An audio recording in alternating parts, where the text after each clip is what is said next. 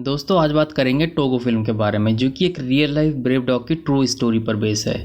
Film दोस्तों release हुई थी 2019 में और इस फिल्म की रेटिंग की बात करें तो IMDb पर इसे मिले हैं 8 out of 10 and Rotten tomatoes पर इसका ऑडियंस स्कोर 95% है। अब वीडियो में आगे बढ़ने से पहले अगर आपने मेरे चैनल को सब्सक्राइब नहीं किया है तो पहले चैनल को सब्सक्राइब ज़रूर कर ले। So without wasting any time let's get into the movie now.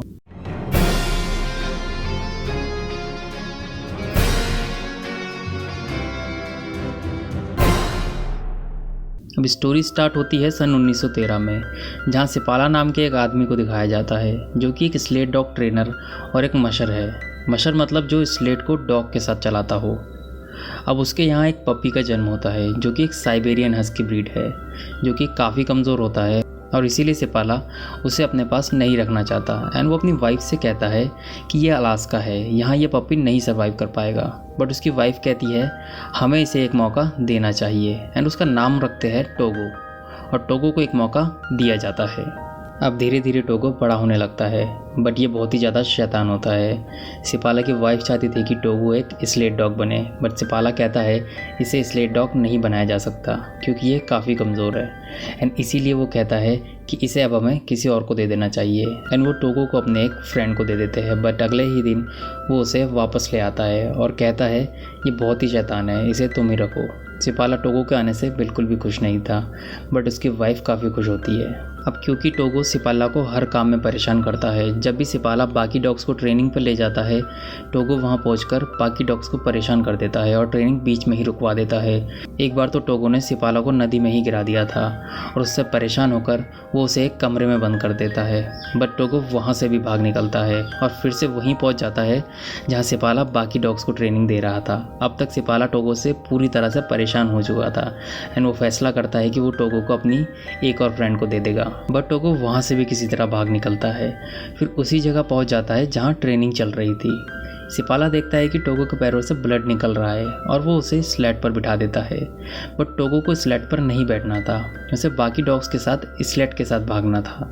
अब सिपाला मजबूर होकर उसे स्लेट पर बांध देता है एंड वो रियलाइज़ करता है कि टोगो की स्पीड बाकी डॉग से काफ़ी तेज़ है और इसीलिए सिपाला टोगो को आगे वाले डॉग्स के साथ बांध देता है, बट वहाँ भी उसकी स्पीड बाकियों से काफ़ी तेज़ थी। घर आते आते टोगो बाकी डॉग से सबसे आगे होता है, जिससे सिपाला काफ़ी हैरान और खुश होता है। एंड वो अपनी वाइफ से कहता है टोगो सिर्फ एक स्लेट डॉग नहीं बल्कि एक लीड डॉग है, इसने सबको पीछे छोड़ दिया। अब टोगो के लीड डॉग बनने के बाद सिपाला अलास्का में जितनी भी चैम्पियनशिप होती है वो सारी जीत जाता है, जिससे सिपाला एंड टोगो काफ़ी फेमस हो जाते हैं। एंड सब कुछ अब ऐसे ही चलता है और 12 साल बीत जाते हैं और ये वक्त होता है सन 1925 का। एक दिन सिपाला अपने स्लेट के साथ जब सिटी में आता है तो वो देखता है कि शहर में एक महामारी फैली हुई है जो कि बच्चों को काफ़ी ज़्यादा इफेक्ट कर रही थी। इसीलिए मेयर वहाँ मीटिंग बुलाते हैं जिसमें सिपाला भी जाता है और मीटिंग में ये बताया जाता है कि इस बीमारी की दवा यानी एंटीडोट है, लेकिन वो मेडिसिन निनाह में है जो कि यहाँ से 600 मील दूर है। हेलीकॉप्टर से मेडिसिन वो नहीं भेज सकते क्योंकि वहाँ का मौसम काफ़ी ख़राब होता है। एंड वो सिपाला से वेदर के बारे में पूछते हैं, जिस पर सिपाला कहता है कि जब वो यहाँ आ रहा था तो उसने देखा पहाड़ों से दूर तूफान चल रहा है जो कि धीरे धीरे सिटी की तरफ ही आ रहा है। एंड उसके डॉग उस तूफान को देखकर घर की तरफ भाग रहे थे। टोगो ने पहली बार 12 साल में तूफान देखकर ऐसा किया है। अगर टोगो तूफान से डर सकता है तो हमें भी तूफान से बच के रहना चाहिए क्योंकि ये तूफान काफ़ी खतरनाक होने वाला है। मीनवाइल वहाँ सब चाहते थे कि सिपाला अपने स्लेट के साथ जाकर वो मेडिसिन लेकर आए, बट सिपाला बिना कुछ कहे वहाँ से निकल जाता है। एंड जब वो बाहर जाता है तो वहाँ का एक डॉक्टर उससे लिफ्ट मांगता है एंड वो उसे हॉस्पिटल तक छोड़ता है। जब वो विंडो से हॉस्पिटल के अंदर देखता है तो वहाँ बहुत सारे बच्चे एडमिट होते हैं जो कि काफ़ी बीमार है एंड उनकी कंडीशन काफ़ी ज़्यादा सीरियस थी और बिना मेडिसिन के उनको बचाना काफ़ी मुश्किल था। ऐसा देख जब वो रात को घर आता है एंड वो अपनी वाइफ से कहता है कि वो दवा लेने ज़रूर जाएगा, लेकिन उसकी वाइफ नहीं चाहती थी। वो जानती थी कि ऐसे मौसम में 600 मील का सफ़र सिर्फ एक खुदकुशी है और कुछ नहीं। बट सिपाला कहता है कि मुझे जाना होगा। हॉस्पिटल में जिन बच्चों को मैंने देखा हम उन सबको जानते हैं और अपने साथ में टोगो को भी ले जाऊंगा। उसकी वाइफ कहती है कि टोगो अब 12 साल का हो चुका है और वो 150 मील का सफ़र भी अब नहीं भाग सकता और ये सफ़र तो 600 मील का है। तुम टोगो से बहुत प्यार करते हो तो तुम उसकी डेथ की वजह मत बनो। बट सिपाला टोगो के बिना नहीं जाना चाहता था। एंड नेक्स्ट मॉर्निंग वो अपनी वाइफ को बाय बोलकर और अपने स्लेट और टोगो के साथ निन्हा के लिए निकल जाता है। अब जैसे जैसे सिपाला और उसके डॉग्स का सफ़र आगे बढ़ता है, तूफान और तेज़ होता जाता है। सिपाला को कुछ भी ठीक से नहीं दिखाई देता। टोगो सबसे आगे होता है और सिपाला टोगो को लगातार आगे बढ़ने के लिए कह रहा होता है, क्योंकि इन्हें निन्हा पहुंचकर जल्दी से जल्दी मेडिसिन लेकर वापस भी आना है। ऐसे में वो एक गहरी ढलान पर पहुंच जाते हैं। तभी टोगो अचानक से रुक जाता है। सिपाला को कुछ भी समझ में नहीं आता एंड वो आगे देखता है तो उसे एक बहुत ही गहरी खाई दिखाई देती है। टोगो ने इस गहरी खाई को तूफान में भी देख लिया था और इसीलिए वो रुक गया था और इस तरह सिपाला और बाकी डॉग्स की जान बच जाती है। खैर अब तक टोगो काफ़ी थक चुका था और उसके पैरों से ब्लड भी निकल रहा था। अब पूरा दिन सफ़र करने के बाद ये लोग एक आउटपोस्ट पर पहुंचते हैं, जहां पर एक डॉक्टर होती है जो सिपाला से कहती है कि टोगो काफ़ी थका हुआ है, क्योंकि अब ये 12 साल का हो चुका है और इतना लंबा ट्रैवल करना इसके लिए सही नहीं है। खैर अब नेक्स्ट मॉर्निंग सिपाला और उसका लीडिंग डॉग टोगो इस बर्फीले तूफान में एक जमे हुए नदी से जाते हुए दिखाई देते हैं, क्योंकि हॉस्पिटल में बच्चों की कंडीशन लगातार ख़राब हो रही थी और सिपाला शॉर्टकट लेते हुए जल्दी से जल्दी दवाई लाना चाहता था। सिपाला जमी हुई झील में बिना डरे आगे बढ़ता रहता है और किसी तरह वो जमी हुई झील को पार कर लेता है। एंड पूरा दिन का सफ़र करने के बाद ये लोग एक दूसरे आउटपोस्ट पर पहुंच जाते हैं, जहां ये रात बिताएंगे।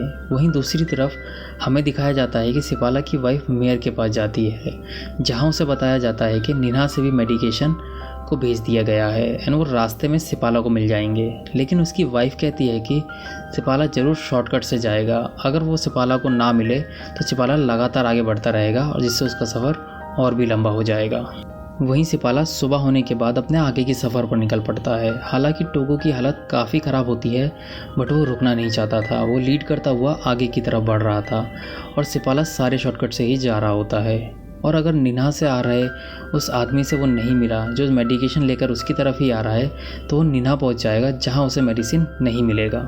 अब तक सिपाला काफ़ी ज़्यादा थक चुका था एंड उसकी आंखें लगातार बंद हो रही थी, बट टोगो और बाकी डॉग्स लगातार आगे की तरफ बढ़ रहे होते हैं। एंड तभी वो आदमी जिसका नाम हेनरी है, जिसके पास वो मेडिसिन है, वो ऊपर होता है और सिपाला को नीचे से जाते हुए देख लेता है। हेनरी सिपाला को पीछे से आवाज़ देता है और उसकी तरफ भागता है। सिपाला इतना थका हुआ होता है कि उसकी आवाज़ उसको सुनाई ही नहीं देती, लेकिन टोगो को वो आवाज़ सुनाई दे जाती है। एंड जब हेनरी को ये लग ही रहा होता है कि सिपाला अब आगे निकल गया, तभी वो देखता है कि आगे से सिपाला उसी की तरफ आ रहा है।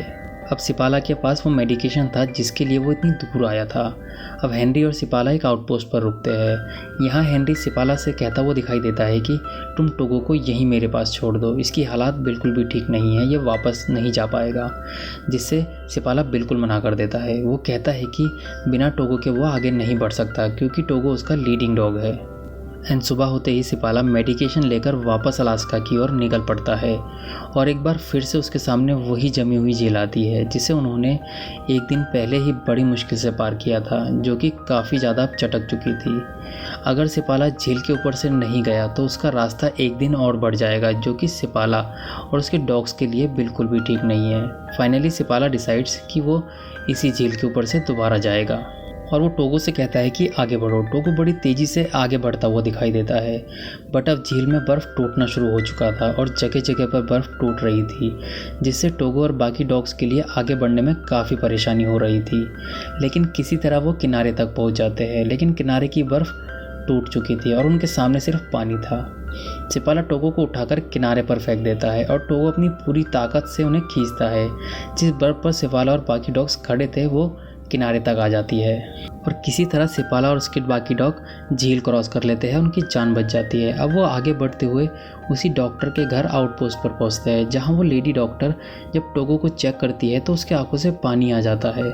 सिपाला उससे पूछता है कि क्या हुआ, तो वो कहती है कि टोगो अब धीरे धीरे मर रहा है, उसकी हालत काफ़ी ज़्यादा ख़राब हो चुकी है। ये सुनकर सिपाला को भी बहुत दुख होता है, क्योंकि टोगो से वो भी बहुत प्यार करता है। अगली सुबह सिपाला टोगो को स्लेट पर नहीं बांधता, बल्कि उसे बिठा देता है, बट टोगो को नहीं बैठना था, उसे आगे बढ़ना था। सिपाला हार कर उसे आगे बांध देता है। इसके बाद वो आगे बढ़ जाते हैं और कुछ घंटों का सफ़र के बाद तूफान में आगे बढ़ते हुए सिपाला टोगो से कहता हुआ दिखाई देता है कि तूफान में उसे कुछ भी दिखाई नहीं दे रहा और टोगो को ही अब उसे अगले पोस्ट तक लेकर जाना है। इसके बाद सेपाला अपना पूरा चेहरा ढककर स्लेट पर काइंड ऑफ लटकते हुए सो जाता है और कुछ घंटों का सफ़र करने के बाद टोगो और बाकी डॉग्स बैठ जाते हैं। थककर सेपाला टोगो के पास जाता है और कहता है, टोगो तुम्हें आगे बढ़ना होगा, अगर तुम यहाँ से आगे नहीं बढ़े तो हम सब मारे जाएंगे। लेकिन टोगो कोई रिस्पॉन्ड नहीं करता। उसके पीछे से उसका ही एक साथी टॉर्च लेकर उसकी तरफ आता हुआ दिखाई देता है। दरअसल दोस्तों ये अगली पोस्ट होती है जहाँ पर टोगो को पहुंचना था। ये देखकर सेपाला काफ़ी ज़्यादा खुश और इमोशनल हो जाता है क्योंकि टोगो ने उन्हें अगली पोस्ट पर पहुंचा दिया था और उन सबकी जान बचा ली थी। अब वहाँ एक मशर होता है जिसको सेपाला की वाइफ ने भेजा था ताकि वो सेपाला से वहाँ से मेडिकेशन लेकर सिटी तक आ सके और हॉस्पिटल तक दवा पहुँचा दे।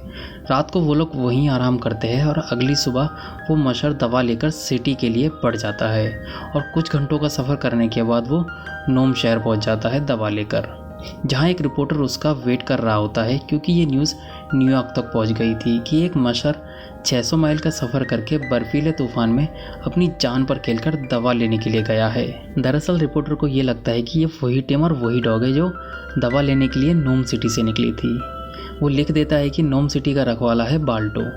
इस न्यूज़ से सेपाला और उसकी वाइफ को काफ़ी डिसअपॉइंटमेंट होती है।